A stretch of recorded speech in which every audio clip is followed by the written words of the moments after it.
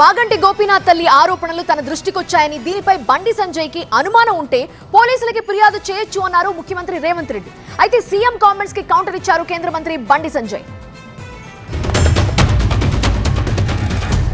మాగంటి గోపీనాథ్ గారి తల్లి నా కుమారుడి మరణానికి కేటీఆర్ కారణమని ఆవిడ మాట్లాడినట్టుగా నాకు అనిపించింది. బండి సంజయ్ గారు కూడా అదే ఆరోపణ చేస్తారు. నిర్దిష్టమైన ఆరోపణ చేసినప్పుడు కేంద్ర మంత్రిగా నాకు ఒక లెటర్ రాయమనుండ్రి.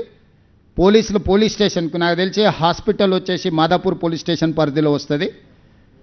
మాదాపూర్ పోలీస్ స్టేషన్కైనా లేకపోతే డీజీపీకైనా బండి సంజయ్ గారు విచారణ చేయమని లేఖ రాస్తే తప్పకుండా పోలీసులు విచారణ చేస్తారు.